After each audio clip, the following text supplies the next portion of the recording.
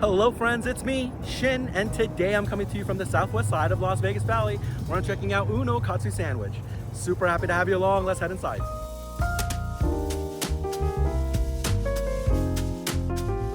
Alright everyone, so I'm sure you can tell I'm actually in my car right now. Never thought I'd be doing a car review given that I was dining in a lot of restaurants here in Las Vegas, but Uno Katsu Sando does not have any in-store dining space. It's a service counter where you make your order and then take your order to go. Now it looks like they have 5 different sandwiches that are available and all of them come in their own individual boxes. Now when it comes to the beef options, the $200 Miyazaki A5 Wagyu is definitely the star of the show. Unfortunately, they don't have it today. I'm so looking forward to trying it when it's not available. So I'm just gonna have to try in on the other 4 sandwiches. And so before we get into the beef, I'm gonna try their chicken and their pork first. It's a beautiful looking box, I gotta say. Opens up to a nice package of sandwiches as well as these potato croquette looking skewers. And so I think I'm gonna go in on these potato skewers first. I mean, these look really crispy and very nice. Let's see how it is.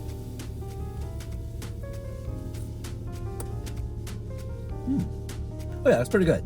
A nice crispy exterior to these potatoes. They've got a good fry on them, but they're not overly greasy. I actually really appreciate that. A very light fry job here, I like that a lot. A good soft pillowy center to that potato, and you certainly get that starchy flavor. Unfortunately, it is under seasoned. I think it could use a little bit more salt. It does lean toward the bland side. Not a bad little side at all though, these are fun to eat. Alrighty, so the first sandwich I'm gonna try today is their pork tonkatsu sandwich. Now this is served on Pullman bread, and you can see that this particular bakery is right next door, and so you're probably talking about some very freshly made bread here. While it does look like very simple white bread, it has a nice toast to it, and I'm definitely looking forward to giving this a shot. Let's see how it is.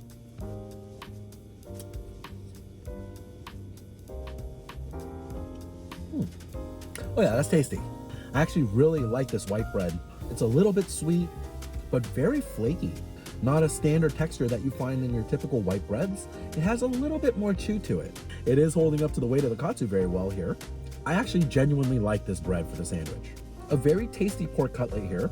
You've got some very tender pork meat. Although I do think it's a tad on the dry side, it could be a little bit more moist.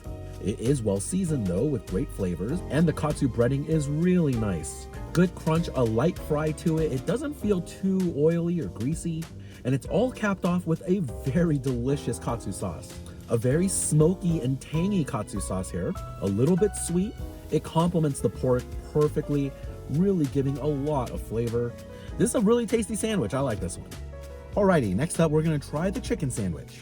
Now this is a much more involved looking sandwich. I see some lettuce. It's served alongside a dipping sauce as well. Now we've already tried the accompanying potatoes, so I think we're gonna go straight into the chicken sandwich. We'll try it sauceless first.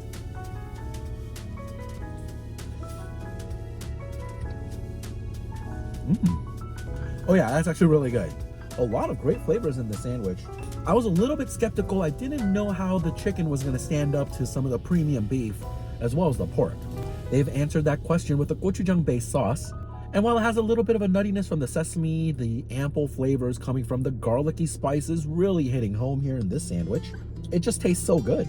The chicken's been very well fried, a very crispy exterior similar to the pork katsu, and certainly a little bit more juicy here than the pork was. I am appreciating that a lot.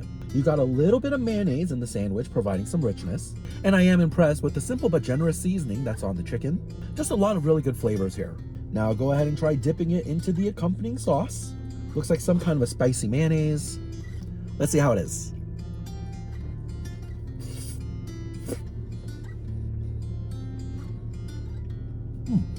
Yeah, you know what, that's not bad. A very creamy and rich mayonnaise-based sauce here. It does bring a nice richness to the bite, and it does have a singeing amount of heat there as well. I think they went a little bit heavy-handed on the sesame oil in this sauce. Unfortunately, it takes over quite a bit, but that's not really an issue for me because I like the sandwich on its own without the sauce. This is actually still pretty good. Alrighty, now I want to do a direct comparison of their beef sandwiches. This is their standard prime tenderloin. Looks cooked to a very nice medium rare here, and I already know I love the bread. It really comes down to the proteins now. Let's see how it is.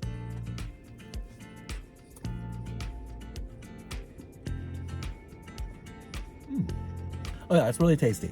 They've picked a very nice white bread for these sandwiches. The bakery next door is doing a great job.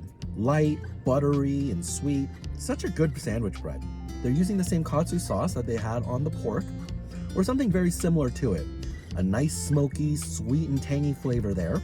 And I will say, I really enjoyed the beef. A really nice thick loin here. However, it's super tender. I was able to bite through this easily. Relatively juicy as well and a good beefy flavor. I thought this was a very good beef sandwich.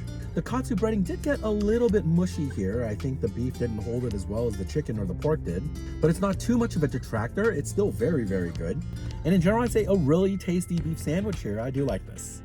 All right, my friends, now the last bite I'm trying in what's likely to be a very short video today is gonna be their premium American Wagyu sandwich.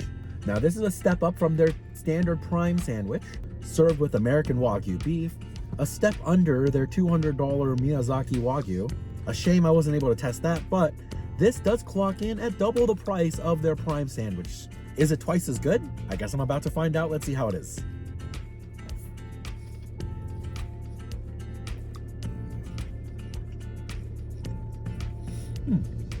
Oh yeah, it's pretty good. I'll go ahead and skip all of the elements that are the same between the two. The bread, the sauce, the breading, all very similar praises and critiques. The breading on the beef wasn't exactly crispy, and the bread and the sauce were fantastic. Now definitively, this is a better cut of beef than the prime. It was certainly much more tender, a little bit more juicy.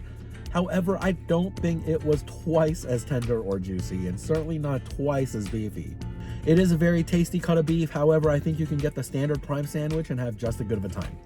All right, everyone, now that's gonna do it for this Tuesday video where I check out a local spot here in the Las Vegas Valley. Coming this Saturday, I continue my quest to vlog every restaurant on the Las Vegas Strip as well as downtown. Make sure you come back for that one. Thank you so much for watching. Have yourself a great week, and I hope you enjoyed Vegas with me, Shin. Bye.